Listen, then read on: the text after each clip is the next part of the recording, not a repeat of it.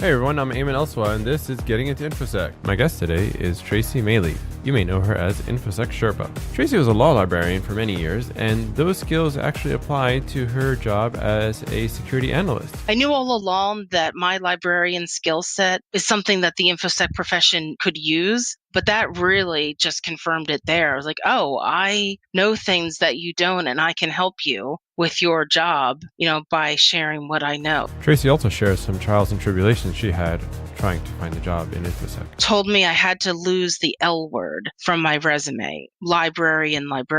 And I was very frustrated by that. And that made me even more determined. I'm like, oh, I'm going to go all in, double down, on what this librarian can do for you. Tracy's amazingly optimistic, and I had a really wonderful time speaking with her. Yeah, because you see your score right away. And I was actually happy. And the guy in the exam center goes, no, ma'am, you failed.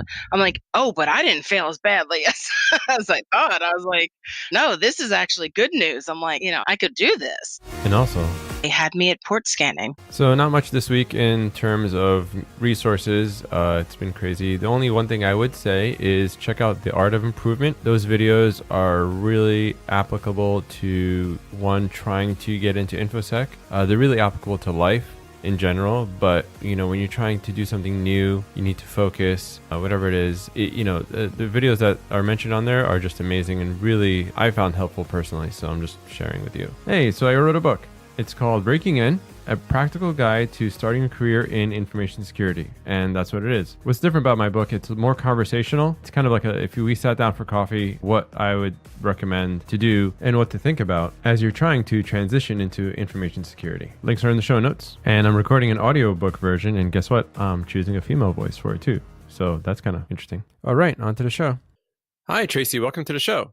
Hi, thanks so much for having me. Great. Many people know you as InfosecSherpa, and I think, not much of an introduction is needed, but in any case, tell us about what you do today in information security and a little bit how you got into the field. Sure. So I'll start with present day and then we can work backwards a little bit. Yeah. So I am currently a SOC analyst in a security operations center for a global company, and I've been in this position for about a year and a half.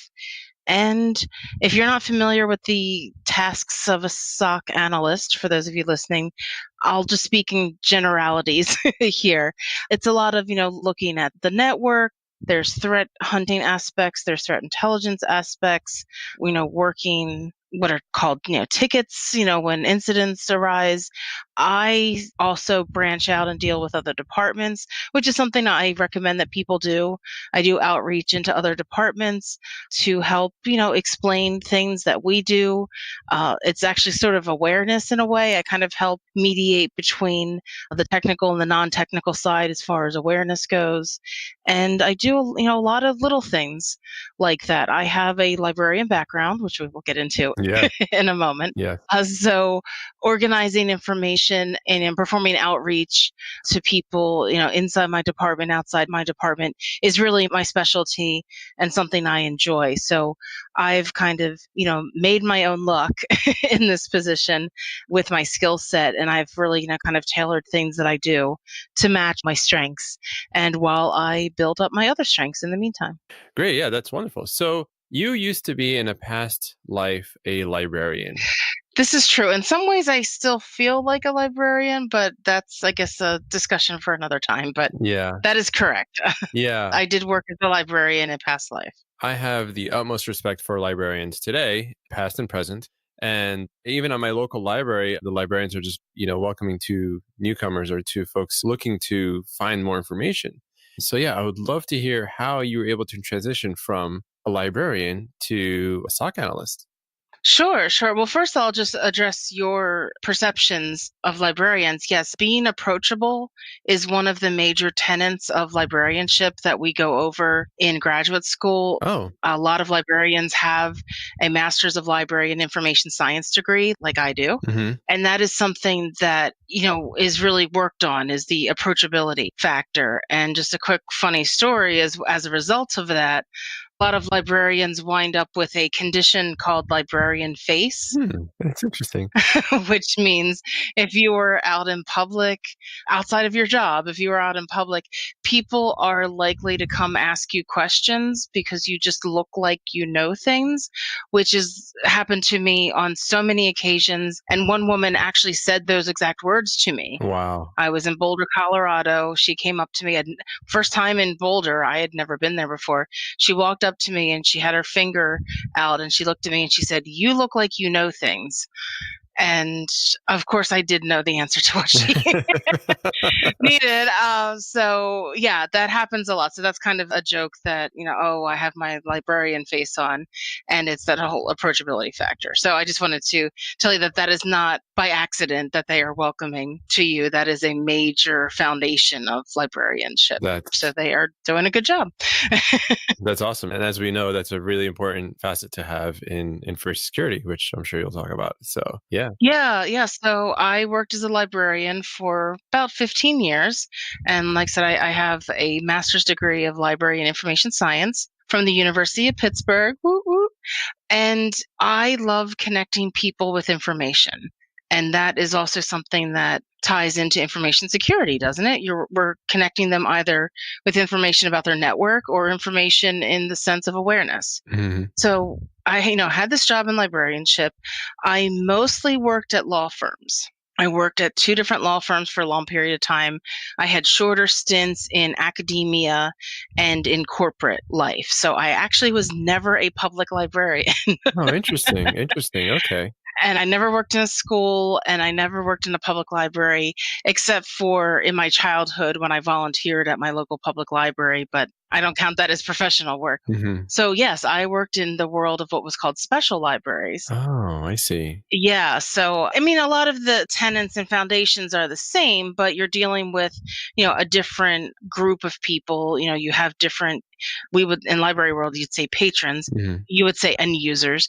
You have a different set of people that you're dealing with, but it is essentially the same. So, because I was in a corporate academic law firm environment for most of my librarian career, my research skills and my people skills were very well honed. Mm. So I was able to find things, organize information, figure out logistics of, physically getting information to, say, an attorney who had to fly overseas for a deposition, and they needed, some things. So there was a lot of, strategy involved and legal things with, copyright and stuff like that. So what happened was, I loved being a librarian. I loved it, but I had kind of reached all I could do at one point.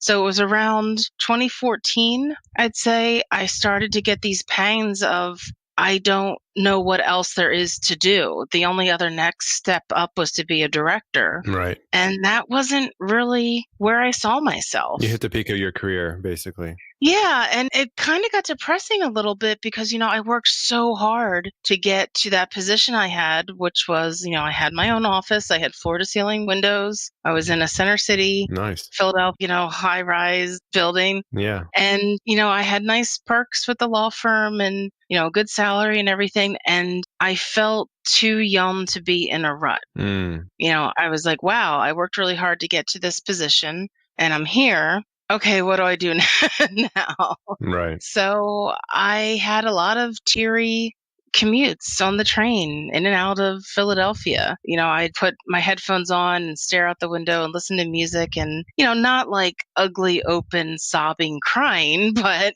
some tear or two rolling down because I felt stuck. So, How long did you have this feeling for? maybe like the last half of 2014, I should say. Like 6 months, a year, something like that. Yeah, probably like it was towards the end of 2014, and that's Okay. pivotal to my story because what I did on New Year's Eve that year, December 31st, 2014, it clicked in my head of I am going to declare 2015 the year of my career. And what that meant was, and I still hadn't even thought of InfoSec yet. That was still down the road. Right. I just decided that on New Year's Day, I was going to redo my resume, redo my LinkedIn, search for jobs, apply for jobs. I just wanted to see what else was out there Hmm. and how else could I improve myself. So, in the midst of all this, I read an article from Entrepreneur magazine called How to Future Proof Your Career. Mm. And that's also what was weighing heavily on my mind because there was a lot of law mergers going on. The economy was in flux at different times during my law firm library career. Mm. So I did not have confidence that I could have longevity as a law firm librarian. And I wanted to be in the driver's seat and not a victim of the economy, Mhm. and of downsizing or a merger. So that's when I stopped crying on the train and had some real deep thoughts with myself. And I thought to myself, when did I really feel joy in my job?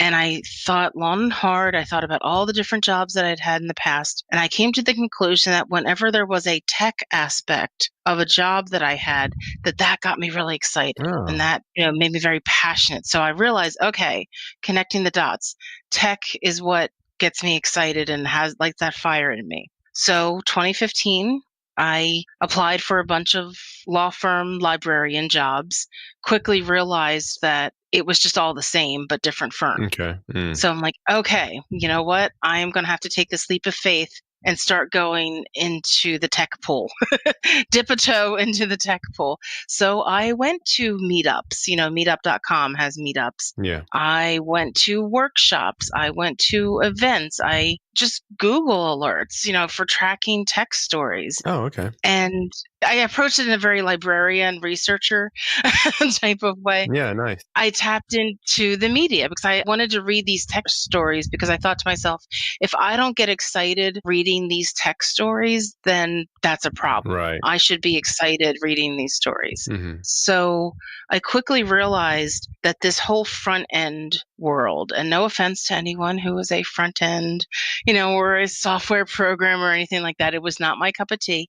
I didn't feel comfortable at these meetups. I didn't have that fire inside me. I really did not care about front end. It just didn't click, right? It didn't click. I walked out of a Ruby on Rails class because I thought it was a bunch of nonsense. Mhm. And I didn't want that in my life. Mhm. So a friend of mine who was actually in security and in IT for a long time watched me spin my wheels, let me learn on my own, and finally was like, Right. let's have a beer. Let me tell you about what I do on the back end and talk about security. Uh-huh. And I was like, I wish to subscribe to your newsletter. Nice. It intrigued me. So I noticed I started to be drawn towards, when I got all my alerts for all my tech alerts that would come in, I noticed that I kept clicking on all the security related articles Mhm. and I kept getting drawn to all the security news. And so then fast forward to August of 2015, the same friend was at Black Hat Okay. and he stumbled upon a booth for a group called the Women's Society of Cyberjitsu. Mm. And he took a picture of their brochure. He opened it up and he took pictures front and back of it, texted to me, and he said, you need to do this. You need to do this now. And it was, descriptions of their classes. And a couple weeks later, I was enrolled in their Cybersecurity Fundamentals class, or our workshop, I should say. It was a 2-part workshop. And my joke is they had me at port scanning. Nice. Nice. I, discovered this world that I didn't realize existed. And I just fell in love from there. And I was surrounded by these just powerful, smart, dynamic women who were either already in security or also learning with me. And, that was pretty much it. So another month or two later, I actually ran the Cybersecurity Awareness Month program at the law firm because I stepped up and contacted the CIO and said, hey, security is my quirky hobby. Okay. I want to do something. Mhm. And that was a success. And that's when things really started to heat up. And I, had the realization that my natural paranoia and distrust of things was a career path. So I started to make plans to make a whole career change. So a couple months later, January, February 2016, I quit my job at the law firm Oh, nice. and started my own company. I did some freelance things. I still needed to bring in money while I was looking for an Infosec job, Mhm. but I applied my library science skills of research, of, talking to people and sharing information and organizing information. I was able to get clients in the InfoSec sphere. Oh, okay. I was able to go to many conferences. I went to so many conferences in 2016 just to learn and absorb and network. How was it going to your first conference? Which one was my first conference? Let me think. I'm sorry, I'm trying to remember. I think it was B-Sides Philadelphia Okay. was my first conference, if I'm remembering. You spoke there too, I believe, right? I did. Am I getting the timing right? Yeah, I think that was 20. Yeah, because my first big one was ShmooCon, Okay. but that was 26. No, okay. So B-Sides Philadelphia, yes, was my first conference, and I spoke at it. And yes, it was intimidating, and it was scary. But this is what happened. So I decided to play to my strengths, Mm-hmm. and I did an OSINT talk. It was basically about how to research on social media, how to locate some other things online, all from the GUI perspective, not from the command line. Mm-hmm. Now, I was very intimidated by this because I thought I am in a room full of people who could, write scripts and scrape pages and do circles around me. So I remember laying the groundwork early on in my talk, saying to them, like, yes, like you may know how to scrape web pages, but I'm going to show you how to do things the GUI way, because I had a lot of people telling me, well, there's a lot of functionality with GUI that you can't get from command line. Yeah. And people don't realize that. So I kind of laid that out there. And then within a few minutes of my talk, kind of just engaging the audience, asking for a show of hands of who knew what. And I asked them what I thought were very fundamental questions. And at a room of maybe 100 people, maybe 3 people raised their hands and knew different things that I was talking about. And that gave me immediate confidence of, oh, I know stuff that they don't. Mm-hmm. And by the end of my talk, I had, some guys come up to me and, say to me, like, I learned so much. I didn't know that these things existed. I didn't know this functionality of this one site. And it really just was a great boost. I was like, oh, I knew all along that my librarian skill set is something that the InfoSec profession could use. But that really just confirmed it there. I was like, oh, I know things that you don't, and I can help you with your job, by sharing what I know. So that was really, what that was like. That was an amazing experience. That's wonderful. When you were applying for speaker, submitting CFPs, have you done that before? Or how did you get to submit CFPs? Because for those out there trying to break into information security, I think some people say, try to speak or try to attend conferences. What would be your advice looking back on your experience? Well, I wasn't new to speaking in the library world. I had given a lot of talks, so that aspect wasn't new to me at all. Mm-hmm. But, there are pros and cons to being a speaker. Mm-hmm. Let's face it, there is there is some joy in going to a conference and just being a civilian. Okay. Yeah. Especially if you're new to something. But, again, if you're going to go there and be a speaker, you definitely want to present something that you're very well versed in. Okay. I don't recommend that people try to present on something that they've just learned. Mm-hmm. I don't know that anyone would do that, but in case someone, maybe is a little too overconfident, Mm-hmm. perhaps. Well, let me ask you, have you always had the entrepreneurial spirit? Because, it must have taken a lot of guts to quit your job and then start the business, try to find clients, and then, go on that path, right? Because you're still not fully you basically created your own path. Oh, yeah. So talk a little about that. Yes, I've always been like this. Mm-hmm. Okay. I used to call it entrepreneurial spirit because it just meant the attitude that I had working, say, inside a law firm. I had all those qualities of an entrepreneur, that, go get 'em attitude. But, I wasn't hustling for jobs because I already had a job. Mm-hmm. So, yeah, I used to call it this entrepreneurial spirit. So, yes, I would be very proactive, doing outreach within my own company and, creating opportunities for myself.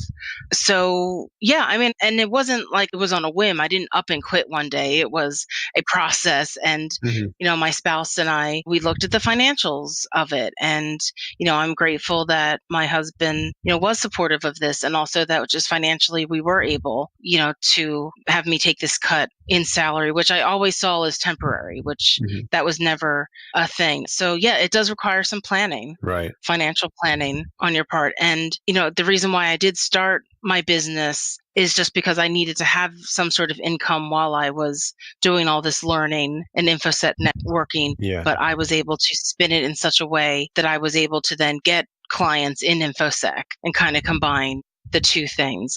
So That's really useful. yeah, that's just kind of part of who I am. Yeah. There are a lot of folks that try and change careers and they're kind of stuck because they want to change career, but there's that gap, where they need to fulfill and maintain that gap or whatever it is. So thank you for sharing that. I think that's good context for folks to understand that you didn't just, up and quit. It was a process, right? Oh, yeah. I didn't, stand up one day and say, I've had enough. I'm out of here. No, it was very methodical, a lot of planning. But yeah, I mean, believe me, when I typed up my resignation letter, my hands were shaking. Oh, And I remember walking down the hall to my boss's office to give it to her. And I just remember, my hands were shaking because, I was taking a big step, but yeah. I had a passion and still have. Hmm. I discovered this passion for tech, for InfoSec, and I wanted to pursue it. Hmm. So it was also, excited energy too, not just nervousness. I mean, I do not regret my move whatsoever. That's awesome. But yeah, if you discover that that is your passion, then you need to go for it and to plan for it, because I was adamant that I would not be victim of a downsizing. Hmm. My professional fate was going to be in my own hands. And I was adamant about that. Absolutely. I will not be a victim of the economy. So that's also why InfoSec was also, something that really sparked something in me and that made sense. And I'm not even talking about, I wasn't like following any money trail. Hmm. I was pure of heart following my passion for this industry, but it doesn't hurt that this is such a phenomenally growing Right. industry. So yes, so that is important to me, that I wanted to be in control of my career. Okay. So let's fast forward a bit. And when you were going to apply as an actual cybersecurity professional or SOC analyst, walk us through that experience and how that was and the highs and lows, either rejections and things like that. Can you walk us through that? Sure, absolutely. Now, before you ask, I really don't remember anymore how many jobs I applied for. It wasn't anything ridiculous like 100 or anything.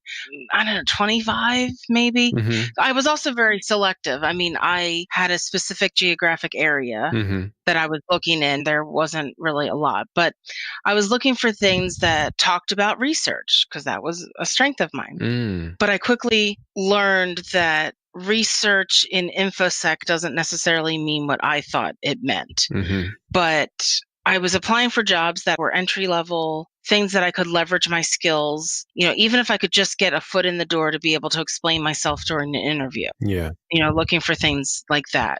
I looked at some awareness positions as well, but I really wanted to do something that was more technical. You mean security awareness? Yeah, sorry, security awareness. Hmm. I didn't see many of those, but if I saw anything that had to deal with security awareness, because I knew that it meant interacting with people and things like that. Right. The bottom line is I was looking at jobs not by their title or anything, but what the requirements were, because I wanted to know if there was a job that I could leverage my skills, basically.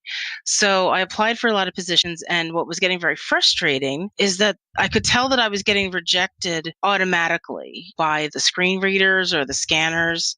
I could tell that people, like humans, weren't even looking Oh. at my resume Hmm. because of the timing.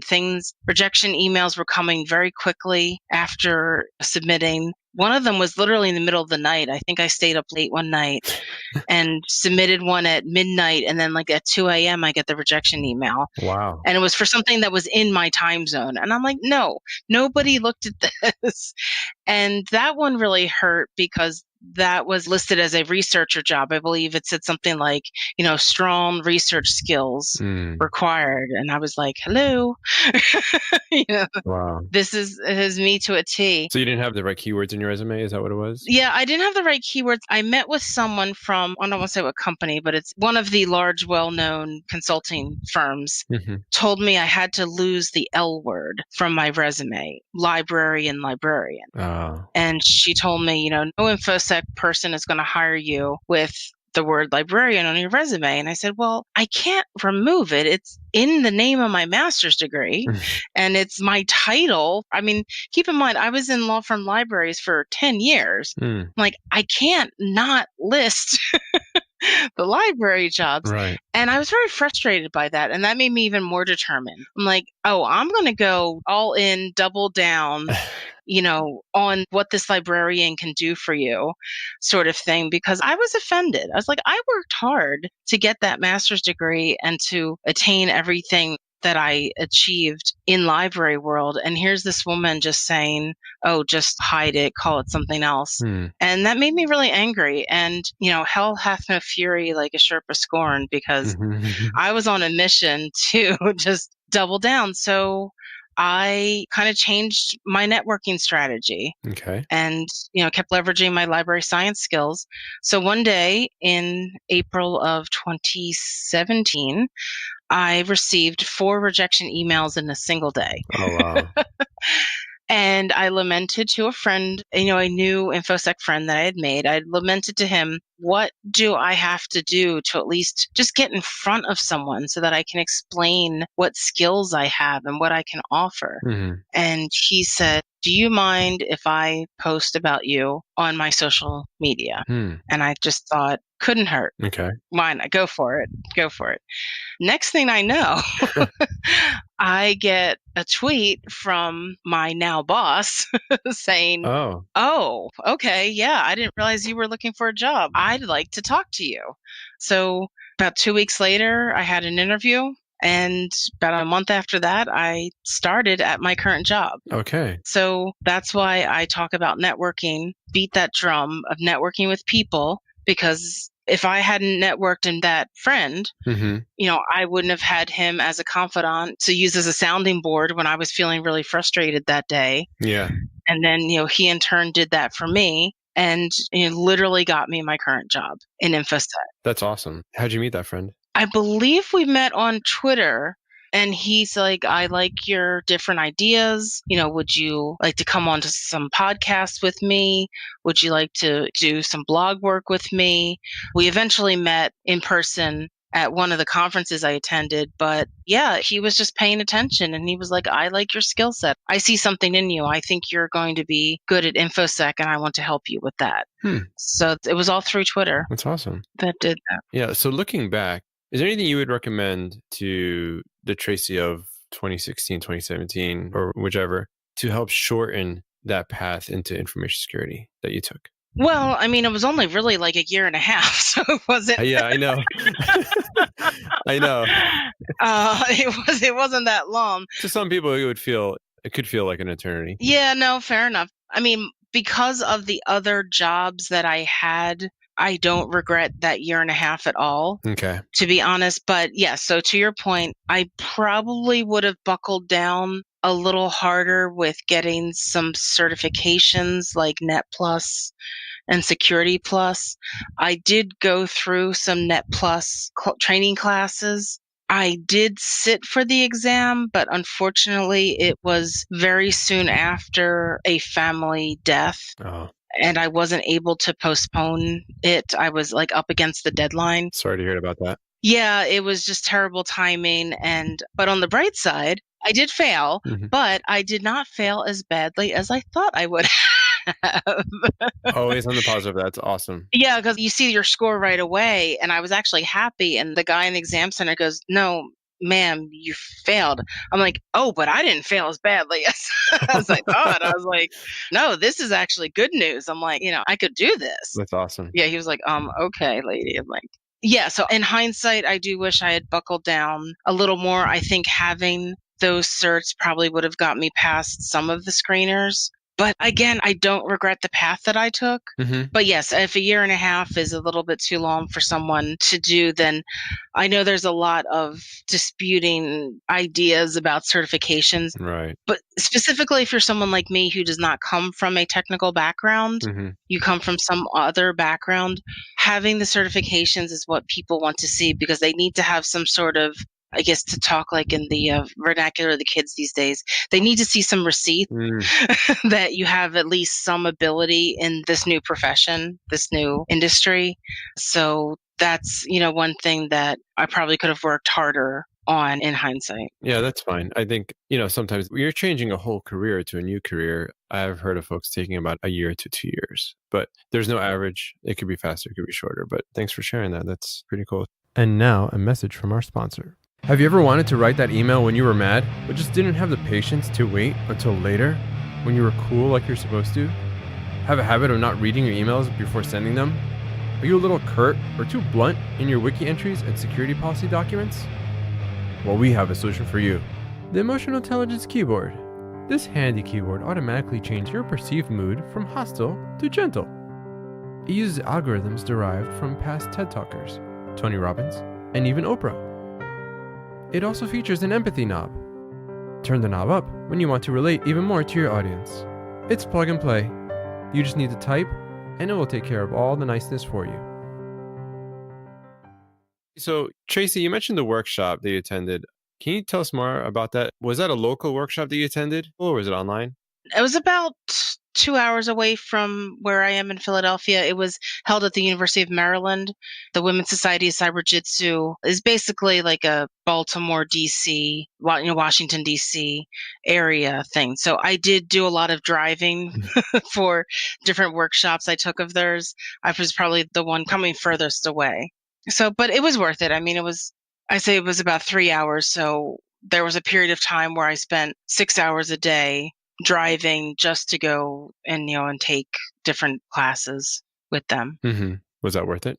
Yeah, it was definitely worth it. Absolutely. Great. And what are the things that you learned in that workshop, for example? Well, the Cybersecurity Fundamentals is just like it sounds. It was very basic introduction. We learned about port scanning. I mean, I learned about ports to begin with. Yeah. We also learned a little bit about steganography. It was really it was a buffet. Mm-hmm. It was just a little bit of a lot of different things. I remember we did one exercise where we had just like a JPEG that we were told to put into our trash on our laptops and then empty the trash. And then we were walked through an exercise of how to retrieve things that were emptied out of the trash. Mm-hmm. So some very basic forensics and things like that. It was really meant to be like a sampler sort of class. Foundational class, right? Yeah. So I like said, it feels like a blur now. It feels like so long ago by now. Mm-hmm. So I took that class with them. That was a 2-part class. Later, I took, I don't know, just very like Wireshark workshops. I took the Network Plus. That one was the 6 to 8 week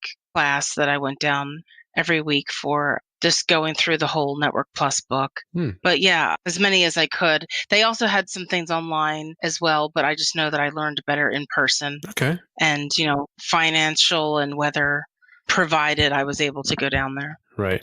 Do you have any interesting war stories from your time, either working in security or just all around? Any war stories? Yeah, I feel like I haven't been around long enough. Well, I can think of one. There's one I can only really speak about in vague terms, Mm-hmm. #OPSEC. Yeah. But there was one day when, well, actually, here I can think of 2 good stories that are good for beginners. Sure. So I'll tell the first one where I noticed that something was going a little screwy on the network, but I couldn't really identify what the issue was. But I just was having this instinct that something wasn't right. And I knew enough to say something, and I pulled someone over.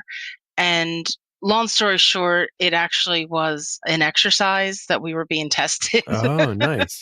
But we didn't know that at the time. Right. But yeah, I was able. So we actually got a lot of commendation for that because it was truly a team effort, because I noticed something. I'm like, I can't really identify what this is, but this doesn't look right. I have a bad feeling in my gut about this. I wasn't too proud or embarrassed or shy to pull someone over. And I said, I don't think this looks right. What's going on here? And then the eyes got really big. He was like, oh, yeah, no, that's not, not right. And then we're working on everything furiously. And then all of a sudden it was like, hey, surprise, it was a test and you passed. Uh, So that was one thing. So that's a big lesson of, even if it turned out to be nothing, mhm. don't be embarrassed to speak up and to say that, just to say, like, I don't know what this is, but this doesn't look right to me. Yeah. And if someone tells you, oh, it's fine, well, then you just say, okay, well, can you explain to me, what's fine about it? And then after the dust settled, can you explain to me what was wrong? What made your eyes go so big? Yeah. Explain that to me.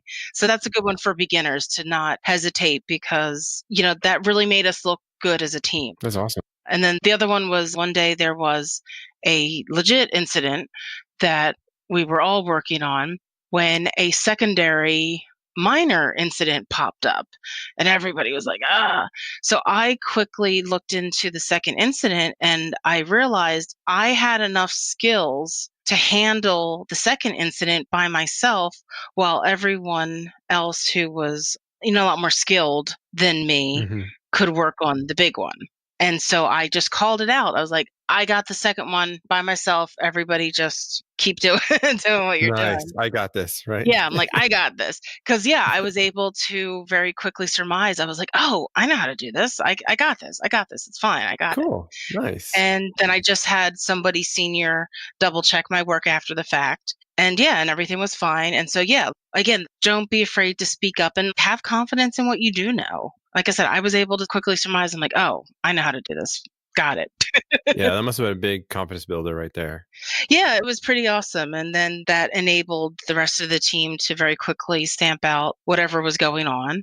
And they were able to do it a lot quicker, because nobody had to like babysit me or pull their attention or anything. Yeah. So, very quickly, everything was resolved and all was right with the world again. Nice. And then I think we ate lunch. So All in the morning, huh? That's yeah, great. yeah, everything just happened quickly. So those are just two war stories for people starting out. Don't be afraid, to call something out. Even if you're wrong, it doesn't matter. Then you turn it into a learning experience. You say, okay, well, then what did I get wrong here that I thought was bad? And if you do see something that you think you can handle, then handle it. Jump in and handle it. Is there a time where you had to be creative and hack the situation you're in to either get out or get an outcome that you wanted? Oh my. Well, I have to think carefully because of statutes of limitations. Think. Well, it doesn't have to be a technical hack. So it could be just, Oh, I'm talking about anything here. Yeah. yeah. So, yeah, I have lots of stories about that. And I don't think at the time I would have known to call it hacking, Hmm. but I have been known to pull a social engineering instance or two to get something Oh, that I wanted. That, again, at the time, I don't think I realized it was social engineering. I just knew that it was something that I wanted. I'll give you two innocuous ones. okay. Okay. One is, I was a latchkey kid, as many kids were, I guess still are. And my problem is that I would often forget my key. Mm. So through the magic of television, I noticed that on TV, they were always opening locks with a credit card. And I did not have a credit card, but I had a library card. Ah, And at the time, my library card was a very, very thick plastic card. how poetic. Yeah, I know. I wish, yeah, if hindsight's 2020, right? Like, this is where it all began, was lloyding a lock with a library card. So yeah, one day I went home, realized I didn't have my key, and remembered those TV shows. So I pulled my library card out and I lloyded the lock to my house with my library card There you go. and got inside. I used to break into my parents' house a lot because I'd forget my key a lot. So I got very good at breaking into my own house. And one time I actually broke a window, but I broke it cleanly into 4 solid pieces and left no mess. My father was so impressed, he couldn't even be mad at me. Wow. How did you do it? The rock? I put my heavy winter coat up against the window, and I think I took a pen and I nailed the pen pen Oh, precisely in the middle of the window. It uh-huh. wasn't a very large window. It just was a piece of a window large enough that I could put my hand through and open up the doorknob. But I hit it just right there. So I don't know. It was just dumb luck, to be honest. But yeah, I remember my dad came home and I guess I fessed up to it. I was like, look, I forgot my key again. And this is what I did. I'm like, here's the 4 pieces. And my dad was like, I can't even be mad. He's like, you did a good job breaking that window cleanly. That is hilarious. That is awesome. Yeah, so that was literally like elementary school. Hmm. So then fast forward to before I was a librarian, I was a travel agent Okay. and I had a free ticket I was going to South America and it was a free ticket, but it was in coach. But I decided that I was too fancy for coach. So I decided to flirt my way into what they called business first. It wasn't full first. It was like a combo thing. Hmm. So I flirted my way into business first class for this 10-hour flight to South America. But the more ballsy, may I say, part was when I went to go home, I decided that I was still too fancy for coach. So I just went to the first class check-in line at the airline Oh, nice. and I acted like I belonged there. And long story short, Okay. I got business first again on the way home. And I was the last person on the plane because, and I don't really speak Spanish, so I didn't really know what was going on around me. Oh boy. But we were one of the last planes out of Chile because it was the Pinochet riots of 1997. Oh wow. I was the last person on the flight to New York. They pulled the plane away from the jetway as I was still walking to my seat. Like they just reversed it and got out of there. Wow. That is scary. Not only so, remember, keep in mind I'm on a free ticket, so they could have just left me there. Yeah. But I managed to like talk my way not only onto the plane, but into the business first, and then be the last person on the plane. And yeah, I don't know how, but yeah, so that's what Wow. happened. Wow. I see. Have you thought of going into the social engineering contest, CTF? No, I don't want to.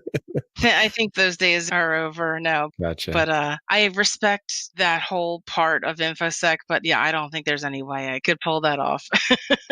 Okay. You have the librarian face, so Yeah. yeah. But yeah, so that's, call it hacking or social engineer, whatever you want to call it. There are times when something comes up and, you need to get things done. So you get things done. Yeah. Nice. And what was your exposure to technology when you were younger? We didn't have a computer in the house until I was, an adult. So we didn't have a computer in the house. So yeah, not really. I mean, we really didn't have, I think I had some toy computer Mm-hmm. that I was given, like legitimately like a toy. Mm-hmm. And nothing was ever discouraged, but it wasn't necessarily encouraged.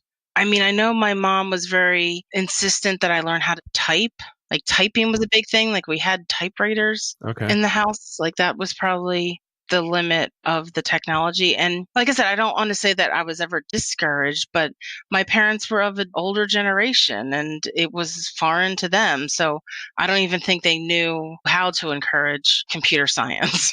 so Okay. Cool. so I'm not blaming them. I just think it was just foreign to them and it wasn't something they necessarily thought to encourage. And, and I was the youngest, youngest are pretty much like free range. They're kind of left, Mm, kind of left alone. yes, I'm familiar with that. Yeah.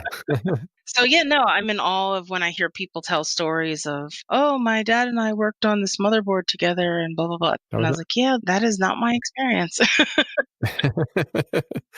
Okay, cool. So, do you have any parting words and advice for folks out there looking to get into InfoSec? I would say a couple things. First, know yourself. Do you have a passion for this? Are you getting into this for the right reasons and the right reasons of things that resonate with you? Is this something that you want to do? Is this something that you like? Will this make you happy? I see Marie Kondo's in the news again, does the idea of InfoSec bring you joy? Because if you're not interested in this, then you might just be spinning your wheels for nothing. Really, you need to be invested in this. Second, I would say to network with people. A lot of people might be shy or, have some sort of social awkwardness. there are things that you can do to still network with people. Maybe you just network online or, work on your social skills. But however you do it, online or in person, get to know people, ask questions, just make connections with people, because that's what's going to help get you around all those filters and all those roadblocks that seem to be in the hiring process. So you really need to get to know people. And third, stay on top of things, know what's going on. Expect to go into an interview and have to talk about the latest malware that might be in the news that morning. That's what happened to me. The day of my interview was the day that WannaCry happened. Oh, wow. Yeah. So when I drove to the interview, I remember going over in my head, listening to, I found a podcast already or some news or something. Mm-hmm. But I remember going over in my head the details that we knew at that time of WannaCry, because I knew it was going to come up on an interview. Right. And sure enough, it did. And I thought through my answers ahead of time. So be up to date on what's going on. Keep an eye on the news and be prepared to talk about it. And again, I was less technical 2 years ago when I went on that interview, but I was still able to answer that question when it came up about WannaCry. So you really need to be aware of what's going on around you and be able to speak about it. Mm-hmm. So I think those are 3 big things that people can concentrate on. Wow, that's really good advice. Thank you for your time today, Tracy. I think it was a wonderful conversation, and thank you for sharing your experience. Sure, it's my pleasure. I hope my words are helpful to people, and good luck with your own professional journey. Great. Yeah, I'm sure they will be. Thanks. Alrighty, I hope you enjoyed that conversation as much as I did. If you like the show, please share with your friends and let others know. They might thank you for it. Every week, I let my guests pick their music, and this week, it's reggae music. The artist is JR Tundra, and the name of the song is Natty Roadster. See you next time.